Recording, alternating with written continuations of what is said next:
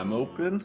I'm open. Welcome to the I'm Open podcast with me, Sam, Andrew, Ryan, and Joe as always. And today we have two extremely beautiful men as our guests. We have Jeff Holm and John Randolph, famously of the Updating Dating Show, and also they play Frisbee. Welcome to the show. Thanks, guys. Happy to be here. Yeah, thanks for having us. I want to give the mic to Andrew to start because he read us his list of questions and he has a lot. I did have a lot of questions. Yeah, we'll try to keep this episode tight. I don't want it to run too long, but I was catching up on the episodes today. Have a lot of questions about this show. I guess just to start off, I'll ask this to both of you, although I think we know how yours ended, Jeff, but how did the relationships end for you guys after the show? You want to go first? You go first. Yeah, I ended up going out one time with the girl I met at the end of the show. Sydney, right? The blonde one. Yeah, the blonde one. And she was Nice. cool. It wasn't a match, so I don't think I'll see her again. How long ago was that? I saw her on Friday. It was recent. Oh, damn, so super. So when was it taped? A few weeks ago. Yeah, probably like 3 weeks ago. Yeah. Okay, fascinating. And then Jeff, I guess by the end of the episode we kind of knew how things went, but can you tell us a little bit more about what your conversations with her were like? I can't remember her name, but yeah, tell us what happened backstage and just what went down. I'm dying to know. Yeah, that's a good question. Yeah, so we were,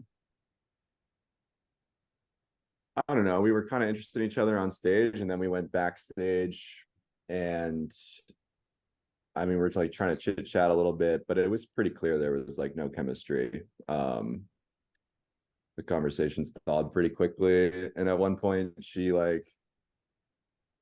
think I asked for her vape or something, and then she went to go grab it from her purse, and then just kind of stayed on the other side of the room. But at that point, I kind of That's brutal. I kind of knew that she wasn't interested. So, oh yeah, no, a whole lot more to it. That's tough to hear. That's pretty tough. I guess I have another question. I can let you guys ask other questions after this one, but I guess after with the benefit of hindsight, are there any regrets on how things went? Is there anything either of you would have done differently? And then the second part of the question is, do you have any advice for someone who would go on the show? Yeah, I mean, there's a million things I would have done differently. I don't know. Yeah, it's impossible not to feel that way. It's just you go up there and you're just so unbelievably nervous, and you do all this prep that you think is going to help, and then as soon as you get up there, it all goes out the window.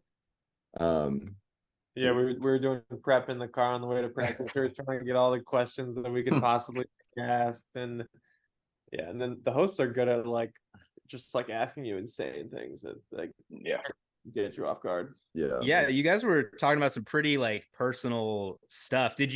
Were you going into it knowing that you would talk about how many times a week you would jerk off or whatever, or no, per day per day, or because of the decimal, you nerd.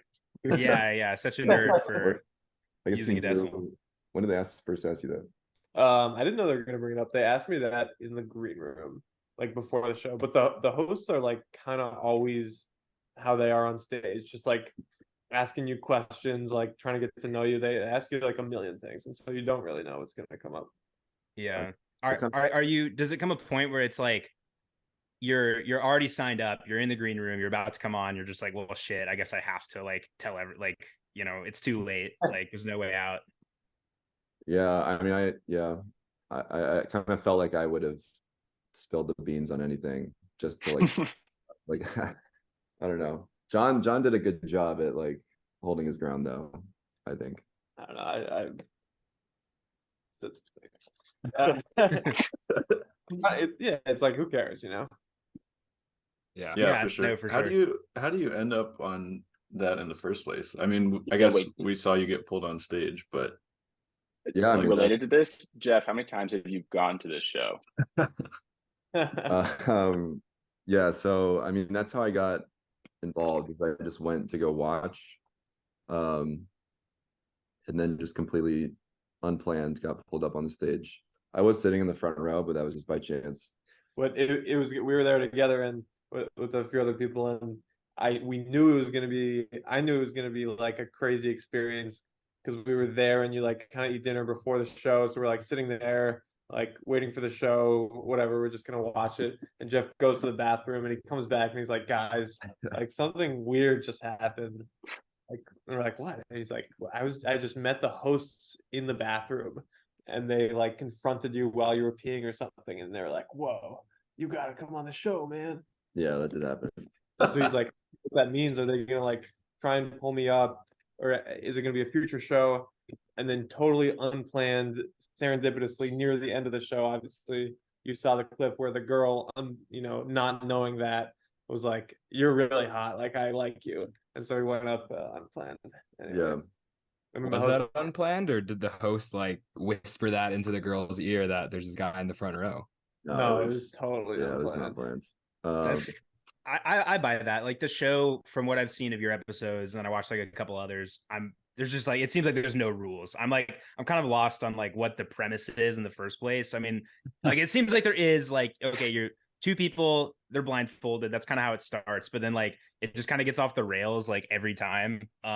Which I think is kind of brilliant. Like I'm kind of hooked, honestly. But yeah, that was pretty wild. And then you got called up on the stage, and then you rejected the woman who singled you out and like asked if you wanted to go out with her. So why did you, or what was going through your mind? Like what with your response there? Honestly, I was just like, I really didn't want to go up on the stage. Like I was extremely uncomfortable and I to get it out of that situation. So I said no, but I mean, I think I would stand by that decision. I don't know. I don't think, I mean, if you watched the episode, I said, I just don't think we had too much in common. So I don't know. Honestly, I was kind of into the other girl, but I was too nervous to say anything. So I just oh man, they would have loved it. We're gonna see this episode, and then that girl's gonna somehow be connected. It's all gonna work out. This is out there on the internet now, so maybe someone will hit you up. Yeah, well, whatever happens, happens. Yeah. So what do you guys wish that you had said differently? You go. I don't know, man. Hard to say specifically. I just wish I was more articulate, and like you always think of like funny things you could have said, or like more quick-witted responses. But I don't know. I will say I really, really liked the whole concept behind your condom March Madness bracket. I think that is so fun. That was great.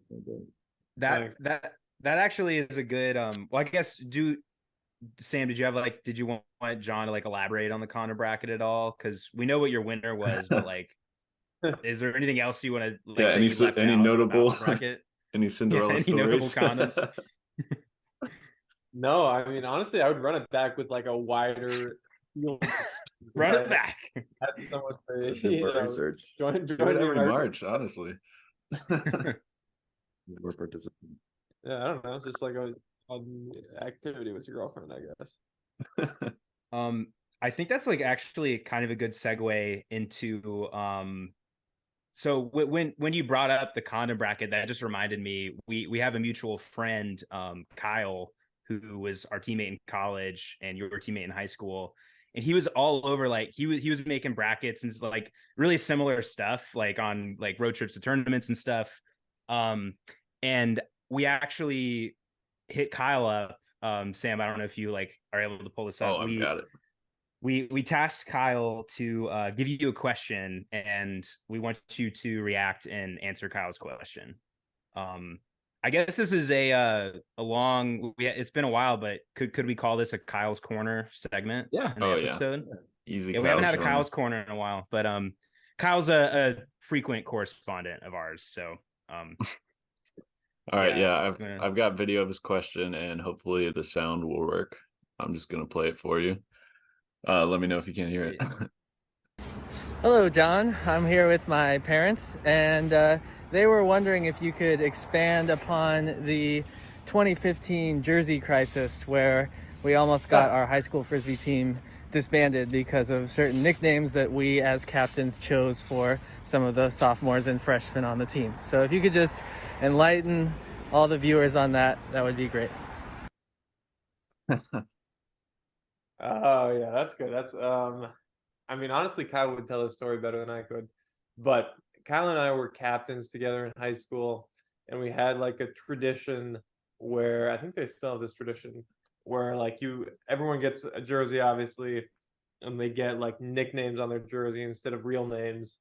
And obviously the captains so the captains choose everyone's nicknames. You don't choose your own.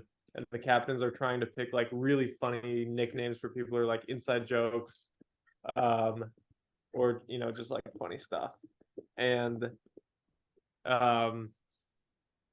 of course, being high schoolers, what happened every year is that a bunch of kids would get like really obscure like Urban Dictionary entries and like sex positions and stuff on the back of their jerseys, and hope to like make it so that like we would know what they meant and laugh about it, but like none of the parents would ever know.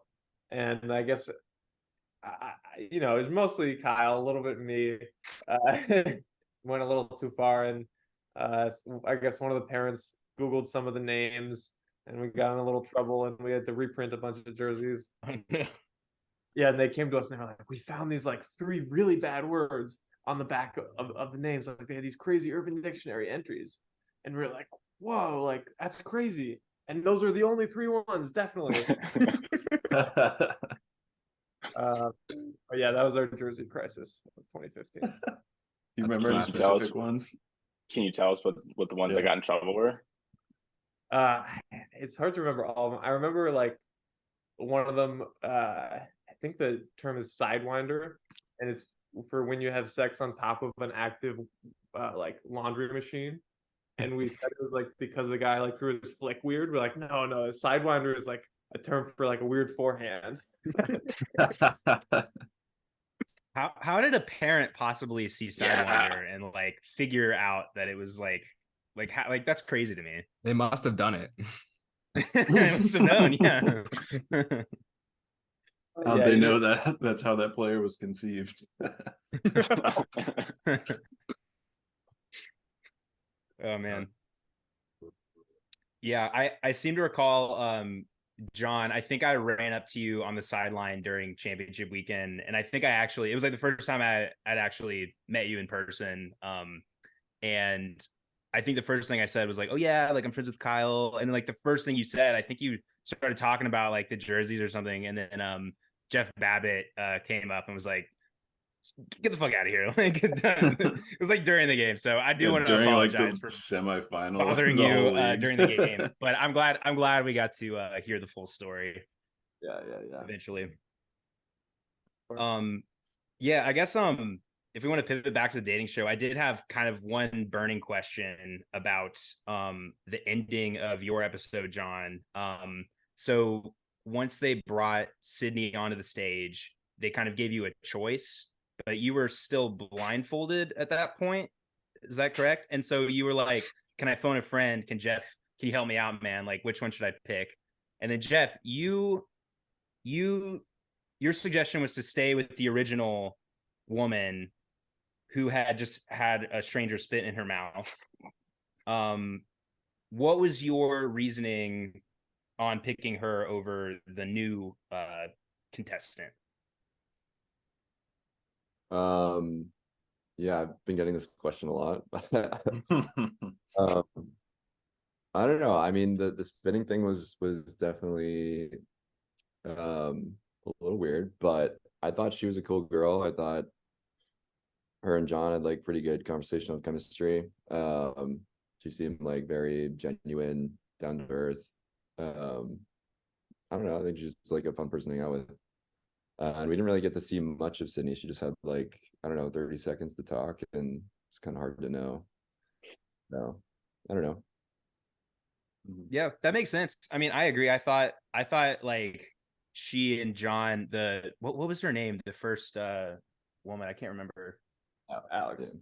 Alex, right? Yeah, I thought you and Alex were like kind of hitting it off actually. Like even after this, like you didn't seem very phased by when the dude came and spat in her mouth, and it was like were you cool with that? And then kind of leading into the next part, like you took your blindfold off, and then you went against Jeff's pick. So did the spitting in the mouth like have factor in any way, or like were you just like, oh, I just like Sydney better? Like what was your decision there? I'm really curious. Yeah, I didn't care about the spitting in the mouth. I thought it was pretty funny. Yeah. Fair game. I mean, fair enough, you know. Yeah, I thought it was hilarious. And you know, everybody's got a kink, so no need to kink shame or anything. Sure. Yeah, I think it was and then when I took my blindfold off and I had to make the choice, it was kind of a coin flip. Like in retrospect, like watching the episode and like looking at all our conversations, like maybe I had a better idea of whether or not we had chemistry, but like in the moment, it's hard to like analyze all that. And so I didn't really get a read on either of them like super far one way or the other. They both seemed like, you know, nice people. And it was more just like a gut feeling, like choose Sydney. Interesting. So you eventually chose Sydney. You went out on a date with her. Seems like that's, you know, mutually not going to go anywhere. Did you ever have any like regrets or like, oh, maybe I should hit Alex up again? Like talk to her? Like did anything like that? Have you spoken to her at all? Like once the cameras stop rolling? No, I didn't speak to her again. It was kind of awkward, I think, when Yeah. I think she was like, I don't know, a little embarrassed or annoyed at me or something, as it is understandable. But Fair. no, She did just get turned down twice in a row That is rough. by the Yeah. both of you. yeah. Are you guys That's glad you went on the show? Or do you wish you hadn't done it? I'm pretty happy about it. Got mostly positive feedback, except for the comments, which I try not to look at. But, Oh man, they love me. Especially on my show. All the they love me comments are on about your you, video, yeah. Yeah, I noticed that. yeah. Yeah, I'm wondering like if you're gonna just go all in and do like the legit TV dating show, like 6 week thing in the summer. Has it, have you gotten agents? Are you reaching out to people about that? Like what's going on? No one's reached out, so I don't know, but I mean, I guess I'm open to it. It might be tough to play frisbee and do that, but Yeah, fair enough. Maybe a winter one. yeah. I don't know. We'll see. Yeah. One thing I really appreciated about watching yours, Jeff, was seeing that even someone as good at frisbee as you and as gorgeously handsome has to like defend the fact that they play ultimate frisbee to people when they first meet them. Like that is such a struggle. And I've just, for whatever reason, I've never like had a conversation with another frisbee person about that, but that is like the hardest part of a first date, I would say, is especially for like someone like us we're not actually that good at frisbee. Like it's like, why do we care that much about it? But yeah, I felt seen in that moment. Yeah, I don't know. I'm surprised you never talked about this with anyone. I feel like we talk about it all the time. Yeah. It was just like extra disheartening to see you, as hot as you are, say you play frisbee and have the host be like, oh my God, what a fucking nerd. That's so embarrassing. And then have the next guy who's not as hot as you come out and start singing and talking about doing musical theater and having the host say that his panties were wet. It was disheartening personally as a frisbee player. Yeah. Yeah, you got to make fun of everyone's hobbies equally, I think. It's the only fair way to go about it. Agreed. I will say to their credit, they're doing more to shed light on frisbee than like a lot of frisbee organizations are. So I guess for what it's worth, props to them. Oh man. Any more questions about dating, or we could talk about frisbee for a bit, or Have you gone back and seen another episode? No, I've been to 3. You've been to 2. No, I've been to all the same 3 as you. Oh yeah, that's right. We've all been to 3. yeah, I feel like if I were before you, I'd be we- scared to go and like get called back up again and have to do it all Yeah, again. I feel like Get you on stage again. I'm afraid to go back. I feel like I need to cool down. There's one comment I love in the audience that's like, I can't believe Jeff was like on the show again. Like, this proves the show is scripted. I definitely think I'm a plant, but yeah. That's funny. Before we like talk about frisbee or anything, the last thing I will say about the show is that they're coming to, I live in New Orleans and they're actually coming here, and I'm 100% buying a ticket. Like, I looked it up, and like the venue's like down the street from me. So I talked to my girlfriend. I think we're gonna try to go. I hope I'll just try to stay like in the back or something and just shut the fuck up, and like hopefully don't drag me on. But Up front. It'll be good for you. Yeah, go for it. Yeah. You should wear like John Randolph's Empire jersey or something, and then run They on would the not- stage. they would not recognize like like No, you would have I to don't think- explain it, but No, I don't think I want to have anything to do with that. But it was entertaining. I do want to go and just watch it just for that. But Yeah, it's so much more fun in person than like yeah, YouTube videos seem. Yeah, how long was the recording? Was it like way longer than the episode? Because that's kind of how it seemed. Episodes are generally like under an hour. I think the show is like an hour and a half, 2 hours. Yeah, they cut out a lot of stuff. Yeah, they cut out a ton. Yeah, that was one of our questions, was like, was there anything that they cut out that made the show like put you out to seem like one thing when you actually kind of acted like another thing, or was it pretty straightforward? Yeah. There's one time at the beginning where I do say that like I like to do stuff a bunch of times, but there's edit it so that I say it twice in a row, and I'm pretty sure I didn't say that. that's brutal. Because then they were making fun of you because they were like, "Oh, do you like New York?" And you were like, "Yeah, I don't know." So that's kind of rough. They would do you dirty like that. It's unfair. I do think on the whole, like at least for my episode, the edits were like very generous. I think they made me seem much more coherent than I was on stage. I think it was mostly a good thing. Well, we don't really edit this show at all, so what should say? What Yeah, you're you're on gonna your own. get? Yeah. Oh well. All right. Is it frisbee time? I guess. Sure. I wanted to kick it off with are you guys going into nationals expecting New York supremacy now that we've got Blueprint in there too, and we've got Bent back, and Exist, of course, made it again? Are you guys trying to sweep? Yeah, I mean, hopefully we'll see Blueprint in the finals. Yeah. Yeah. Yeah, I would say that's the goal. What kind of prep are you guys doing, whether it's like just personal stuff, gearing up, or like game planning, as much as you guys want to talk about that? I'm curious, but yeah, what kind of prep is going into nationals? You take this one. Okay, I'll say we have been having some specific game plan practices. I'm not going to say for who or like what the game plan is, as much as I'd love to. Yeah, I mean, in terms of training, it's like same stuff we've been doing, all year. Yeah. Yeah, I don't know. Yeah, mostly business as usual. Except for the game plan practices. But yeah. Strategy wise, and like, how does Pony compare to Empire? Like, I know there's a lot of key roster subtractions and additions. Like, is there any overlap in the style of play or the specific game plan going against Bree/Truck? Good question. Yeah, I think for Breeze/Truck in particular, Truck is a lot more stingy with the disc, honestly.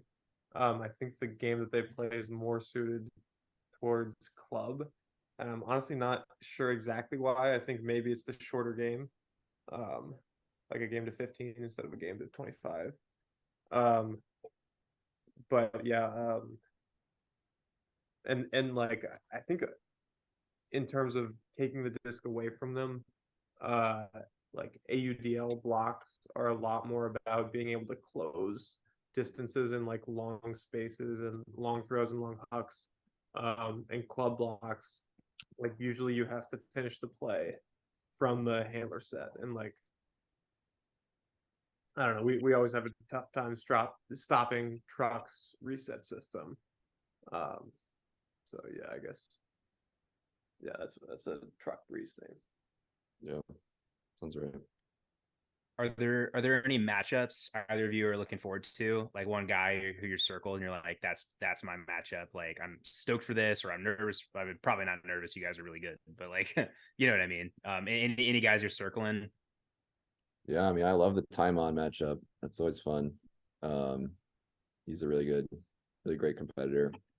Never gotten a block on him, but maybe one day. Yeah. Like, you got the block on it? No, never. Yeah, I don't know. That's whenever we play DC, it's always time on for me. What about you? Yeah, I feel like I move around a bit in terms of who I cover. They have a lot of like sort of hybrid handler guys, like Roy and Rowan and Boxley a little bit and Malks. They're all good matchups. It's interesting because they have a lot of guys who do similar things. It's not like you have 7 like very distinct archetypes. So yeah, it's interesting to like cycle between them and see like they do things very similarly. Nice. Yeah. What about just like in general, not even necessarily DC? Any other matchups? Who are the other good teams? Revolver.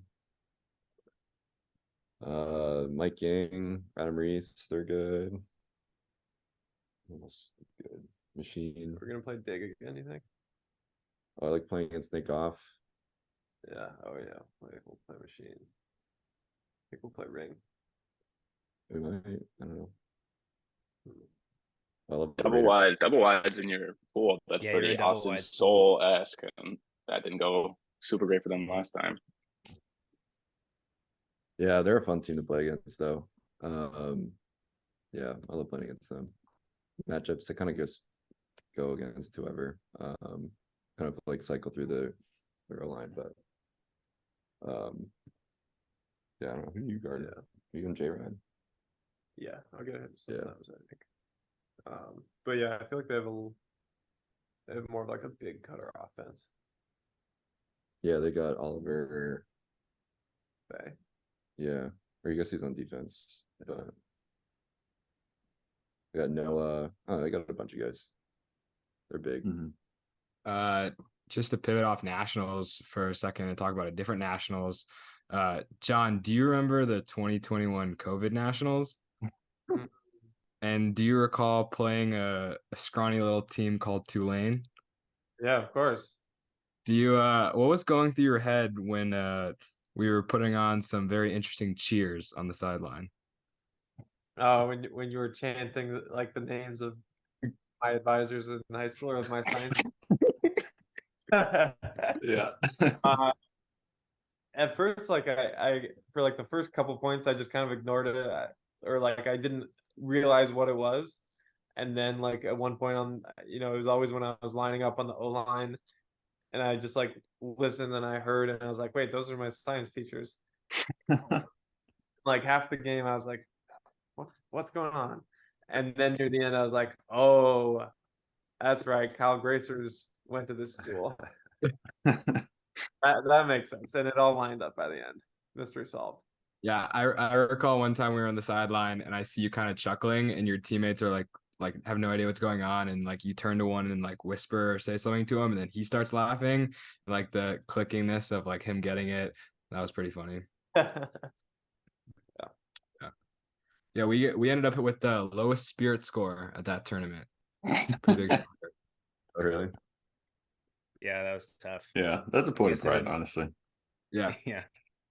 Yeah, actually for that, I'm now remembering like Kyle came to the tournament. He didn't play, but he brought like a suitcase to the sideline, and he just like he flew with a suitcase full of just costumes that he brought to the field. And so like he's like wearing like a chicken suit, and like he's handing out like a wedding dress and like all kinds of stuff. So that was kind of our vibe like towards the end. I guess, yeah, when I guess we made the bracket, but Yeah, I so mean, I don't know why we were fucking around that much, but we played Brown in pool play. yeah, but that was fun. That was really fun. Do you have any like memories from that nationals specifically on that run? Like good memories or bad memories? Anything and everything. uh um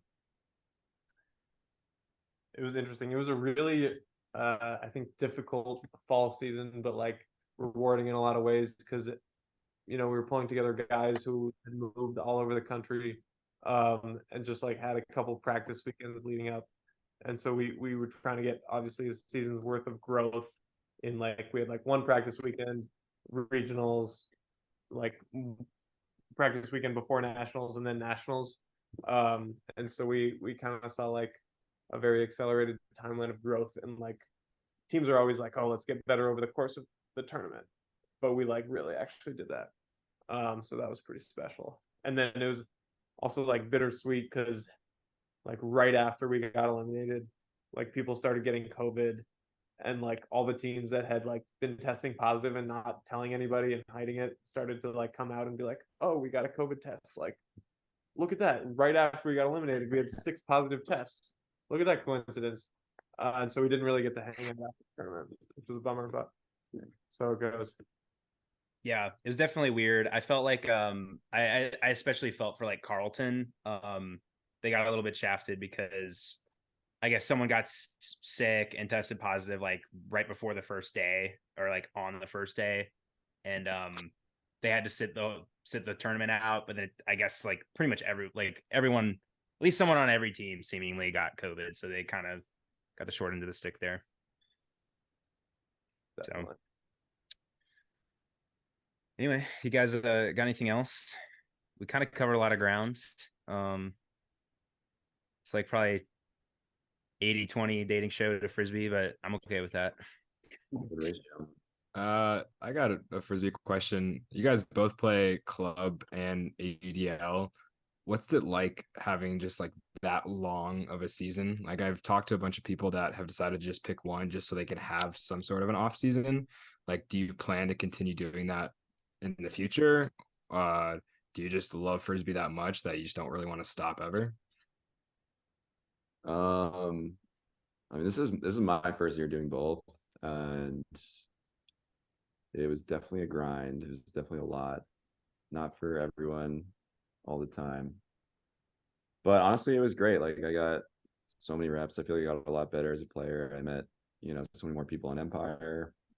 And it was just such a great experience. And I mean, I'll probably do it again, honestly. I don't know how long I'll be able to keep that up, but probably got another year in me at least. What about you? Yeah, same for me. I mean, I feel like club plus AUDL is still like about the same, or maybe even not as much as like a full college season. So I don't know. We still get a good like a 4-month off season or something. So it's not that. I guess Yeah. You good? Yeah. You would? Yeah, I did for like 10 years. I guess a question that kind of came to mind while we were talking, we get some people that are watched that are like a little bit younger, maybe high school, college aged, maybe just starting to get into club. What would your advice be to like players on like a kind of mid to high level regionals team, like just as a team, what are some things you can do to get over the hump? Like what sets you apart to be able to make nationals as a club team or even a college team? Just from your experience. It's a good question. Like from a team level, what gets a team over the hump? Yeah. Or just like from, you've been in a lot of like leadership positions in college, obviously, but yeah, like what are some things like a team could implement to try to get over the hump a little bit, whether it's like chemistry or something actually strategy minded, or just in any and everything. I do think there's not like one silver bullet. If there was like some easy, secret trick, everyone would know it and everyone would do it. But I mean, it all comes down to like a basis of desire and buy-in that I think comes from like a sense of community within the team. And that usually manifests itself in like people really grinding and being bought in, like in and off the field. And so like obviously like getting the most out of practice, and then like the people off the field, watching film and like throwing and thinking about what they can do better for the team. And then so it's like individual growth, and then at the end of the season, I think buy-in allows players to act selflessly, like, and putting the interest of the team above themselves, because you need like Dean lines full of guys who are like gonna go out there and like throw their bodies around, and then like not throw a turnover when they finally get the disc. So yeah, it all comes from like a basis of buy-in, I think. Yeah.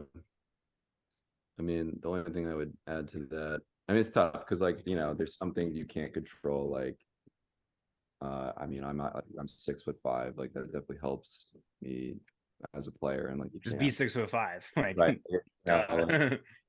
I can't say to do that, but I will say that like I think, at least for me, I feel like the most important, or the thing that's like helped me the most is just like the work outside of practice, and like having a very consistent workout schedule, and just like committing to that, and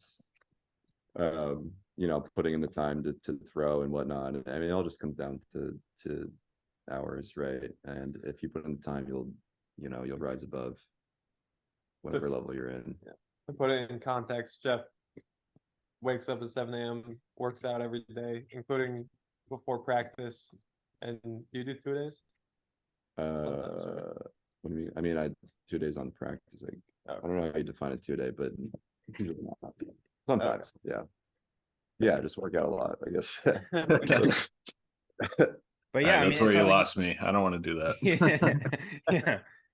Yeah. But I mean, yeah, that's I think that could be like a good wake-up call to someone listening who's interested in being, really competitive. It's like, what's Jeff Holm doing? It's like, oh, well, he's working more than me, so that's good to know. And definitely valid. So yeah.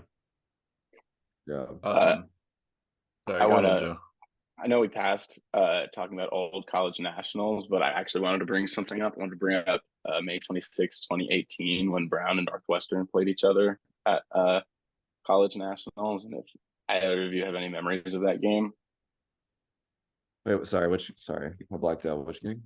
2018 college nationals, first round, Northwestern Brown. How did you Do you have any memories of the game or of each other? Of course, yeah. I think about this game every time I see John. Did you like look up all the times Northwestern's played Brown? No. No. Oh man. Yeah, I mean that was our first nationals, Northwestern's first nationals. We were just happy to be there. But no, we were like there to compete. Like we wanted to take people out. We made the bracket, which was like super exciting. But then like our best player, Kyle Rutledge, amazing player, made U2014 that year. He went down with a cramp like the game before, or like after the previous game. And then we had Brown with freaking John Randolph and Matt Hecht and whoever else. So yeah, it sucked. I mean, we played them like 15-10, and we were just kind of like scrambling to put up a fight, but I know it's pretty clear we're gonna lose that game. Jeff claims he got a D on me. I He's did never get it, been able to create or provide a video forever. I did get a nice block on a Mac hack to John Randolph throw, which I'm very proud of. Ooh. Wow. Yeah. How much did we lose to Brown by? Was it like, It was I want to say it was 15-8. 15 to, oh, never mind. Yeah, no, it was 15-8. Tough. And we even have an AEDL player on that team. You're not- Sure Trevor did. Shapiro. Before this gets away from us, I have in all caps a question written down. I need to know what's up with the taping your mouth shut while you sleep. Oh my God, how do we not bring this up? Yeah, Yeah, what is that the was a big one we purpose of talked that? about earlier. You said this one. Oh man, how much time do you guys have?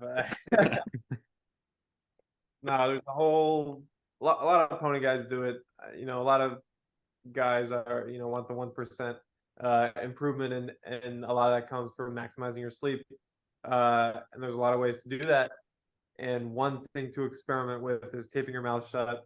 I'm not going to go on about the purported benefits of nose breathing. You can do your own Google research. But if you do anything to track your sleep, you can experiment with taping your mouth shut. It forces you to breathe through your nose. For a lot of people like me and Jeff, it helps us sleep better. That probably means we have like mild sleep apnea or something. But yeah. Did you add anything? No, you pretty much covered it all. Are you worried that you're gonna like roll over onto your stomach and then you're like like does that ever cross your mind, or And then you like die? yeah. People are scared of that, but I feel like I just wake up, right? Like I don't know, I guess. What happens if you get a cold and your nose is stuffy? Would you just not do the tape? yeah, that's a good point. I feel like whenever I do it, like if I have a stuffy nose and I take my mouth shut, then my nose gets less stuffy. Like my body like adapts to the situation, Mm-hmm. What kind of And- tape are we yeah. talking? Like What athletic kind of tape? tape? So it's like when do you use like something off brand, right? Yeah. It's like I don't know. There's this brand of tape called like hostage tape, but it's essentially What? Do you like hostage tape to tape your mouths closed? Do you need us to edit this out? Oh, I'll just grab my but it's just like kinesiology tape that they like cut into like a little oval. And I think you just use kinesiology tape. Yeah. Hmm. But you can use anything. Antoine uses like Scotch tape. Really? Yeah. Wait, who did you say uses Scotch tape? Antoine. That's crazy. Wow, Antoine's got the modeling gig though. He could step yeah. up and get the on brand hostage tape. He showed up in my I was just like scrolling Instagram, and like they have ads on my Instagram stories, and it was just like not frisbee related. It was just like Antoine like just on my Instagram feed posing. Looking great. I think he was champion. Yeah, it was champion. It was. Yeah. Yeah. Good for him. He's making moves. For real. Wow. Do you guys subscribe to the organ eating philosophy that he does? No. That's just an Antoine thing. It works for him. I mean, he's Man, we might have to incredible. try it though. I'm good. I'm my diet. But yeah, I don't know. He seems like he's got it figured out for himself. He does look Yeah. like that and Clearly. play like that also. Yeah. Well, okay, wait. I have one to close us out. Andrew mentioned before we have a lot of younger fans, maybe high school age. I don't I would know. say a lot, but Well, yeah, we have of our like 20 fans, the most that we know of are high school age. Could you talk us through the pros and cons of not masturbating for as long as possible? I guess that one's for me. Yeah, I don't know. I mean, I still haven't figured it out. I don't know what the optimal solution is. Pros and cons. Somewhere between 0.8 times a day and 4 months. Yeah. I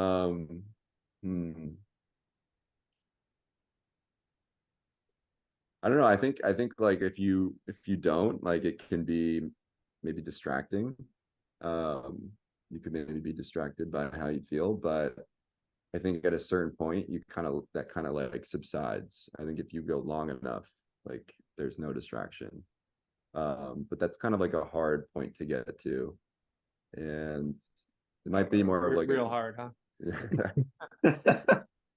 Might be like more of like an off-season project. So, really takes all your focus. yeah. But I don't know. I still, it changes. The routine changes for sure. No, we won't force you to be more specific than that.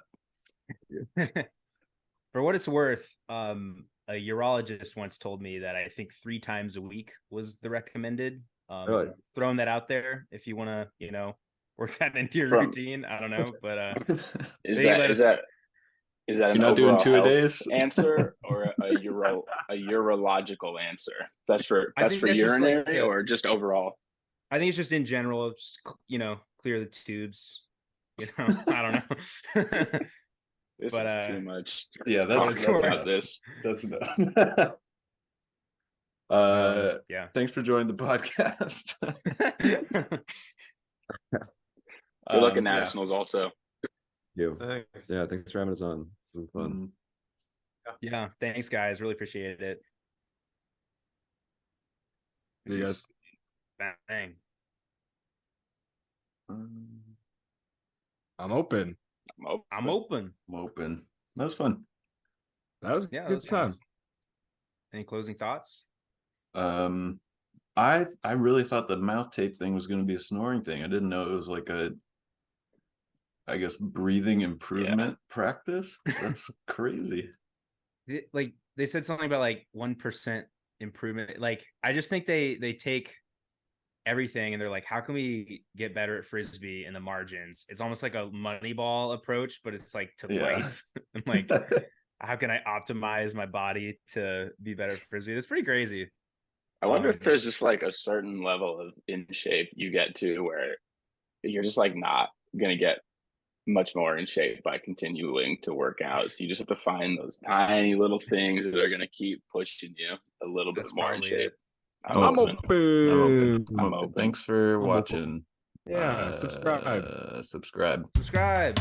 I'm open.